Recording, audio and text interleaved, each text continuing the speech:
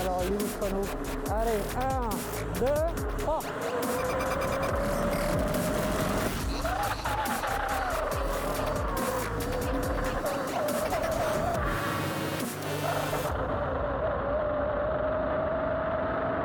Ça patine encore. Oh, ce bruit, c'est énorme. Salut les amis, j'espère que vous allez bien, moi ça va super bien. Alors je suis de retour sur la Bronco, je vais vous faire pas un deuxième test, mais on va dire un complément du premier test, puisque le premier test je l'ai fait à l'ouverture du carton, donc pas beaucoup de recul sur cette trotte. Là j'ai un peu plus de 60 km, il n'y a pas encore énormément de recul, mais suffisamment pour pouvoir en reparler. Et bah c'est parti.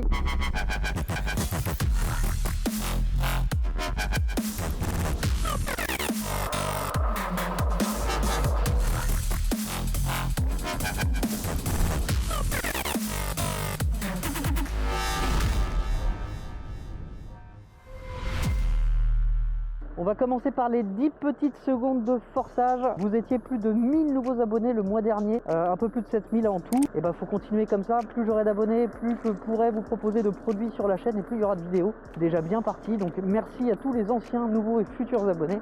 Continuez comme ça. Vous pouvez aussi me retrouver sur Instagram.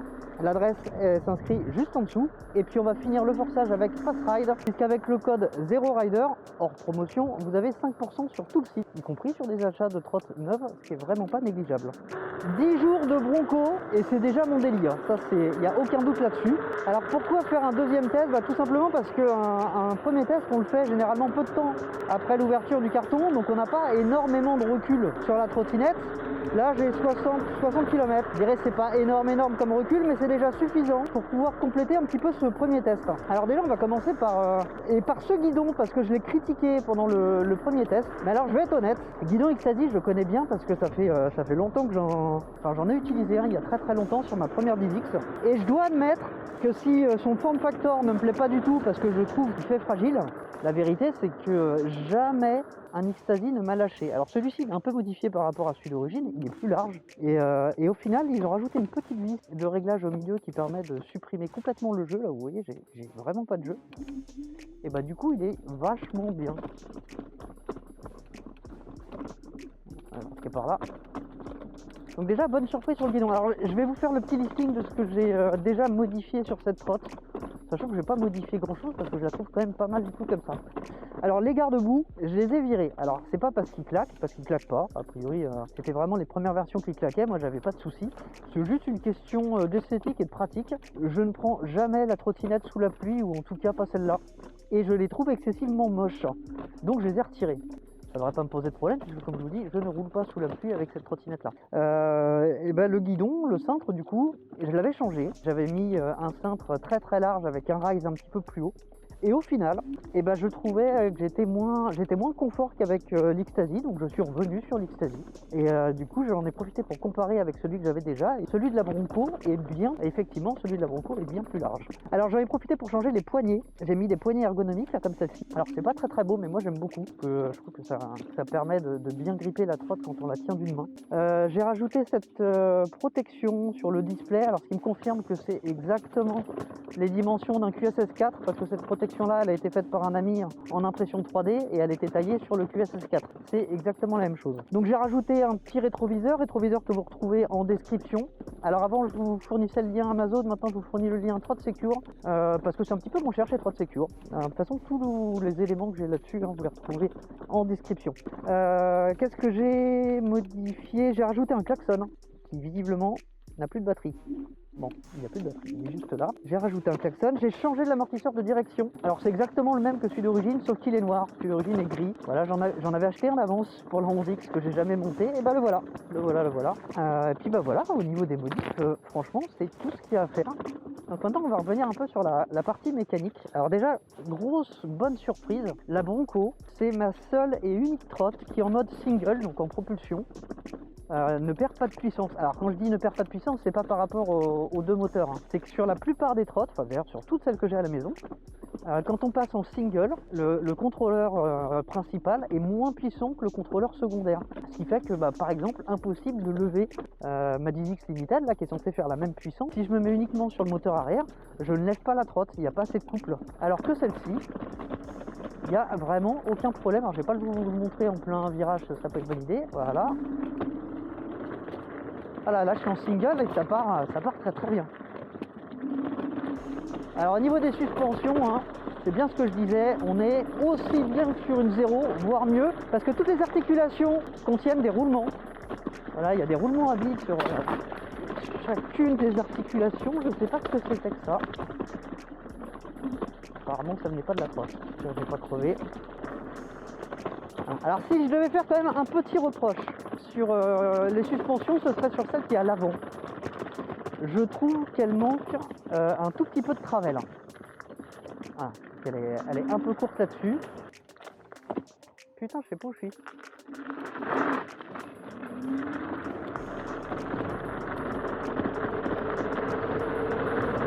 Elle manque un petit peu de travers. J'aimerais bien pouvoir monter du 150. Et je sais pas si c'est possible. Julien de Passeride, si tu me regardes, si tu as la réponse, voilà, je serais curieux de savoir si j'ai possibilité d'augmenter le débattement en montant du 150 à l'avant. Je ne sais pas du tout où je vais. Ah oui d'accord, ça a l'air un peu mouillé. Non, je vais pas traverser ça.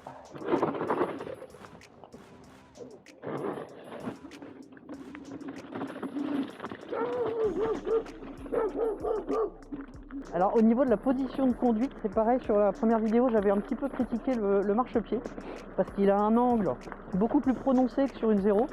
Et bah au final moi je trouve ça vachement bien. Enfin, je vais faire demi-tour, je vais prendre le petit chemin de traverse là.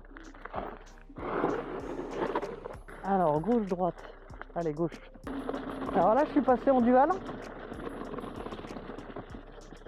Je sais pas si c'est une bonne idée juste à côté de l'eau parce que ça patine tellement facilement, vous voyez, un tout petit coup de gâchette et il y a tout qui glisse. Ce qui fait qu'au final, pour le off-road, quand on va pas trop vite et qu'il n'y a pas trop de franchissement, et ben en mode propulsion c'est très très bien. Alors on va revenir un petit peu sur le ressenti, sur l'autonomie. Alors sur l'autonomie, je l'ai rechargé, mais je l'ai pas rechargé à fond, j'ai pas descendu toute la batterie. En 50 km, j'avais descendu 30% de batterie, avec un usage vraiment pas trop bourrin, hein, quelques pointes, mais dans l'ensemble un usage raisonnable, en alternant single, dual, bon pas en roulant à 25, faut pas déconner non plus, mais voilà, un usage vraiment raisonnable. Je sais pas du tout où je vais, est-ce que j'ai raison d'insister? Je suis pas sûr. Ouais, je pense que je vais faire demi-tour, allez.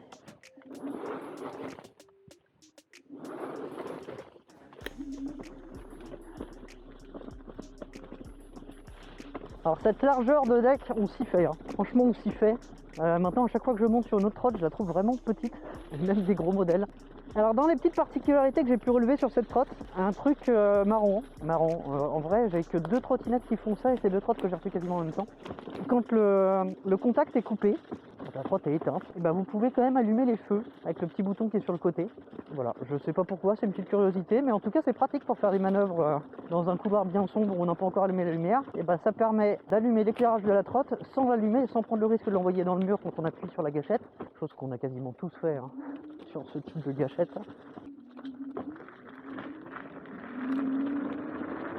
Ah, il y avait un peu de terre là.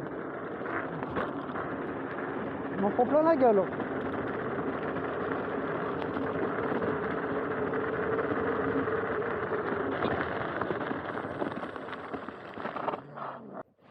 Maintenant que les pneus sont un petit peu déterrés, je vais vous montrer ce que ça donne en dual. Vous allez comprendre pourquoi je n'utilise pas le dual en off-road. Allez, on se met bien en avant.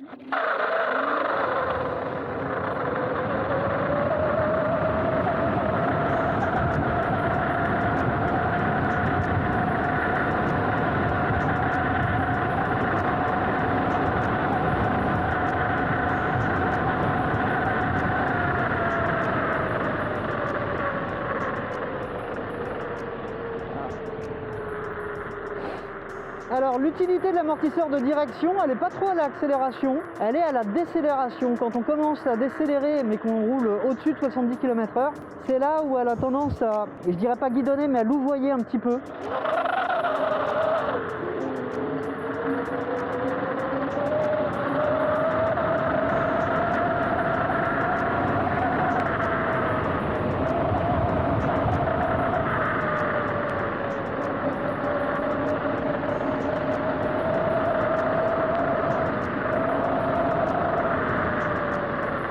Voilà, et alors le plus impressionnant, regardez, je vais me mettre à 50. Voilà, là je suis à 50. Et bah à 50, je me mets à accélérer à fond. Ça patine encore.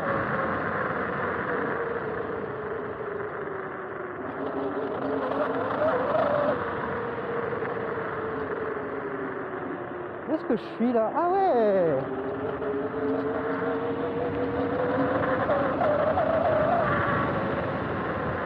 Bon bah je suis parti assez loin. Alors justement là, ça vient de me le refaire. Le frein régénératif, chose importante, il est assez fort. Je l'ai un petit peu baissé par rapport à ce qu'il avait d'origine. Et il ne se déclenche que quand vous avez moins de 80 volts de disponible sur la batterie. Au-dessus de 80 volts, il ne fonctionne pas, ce qui est pas plus mal puisque c'est dans ces conditions-là que c'est risqué pour les Movset. Et bah là en dessous, il ne fonctionne pas. Et au-dessus, il fonctionne. Voilà, là il fonctionne.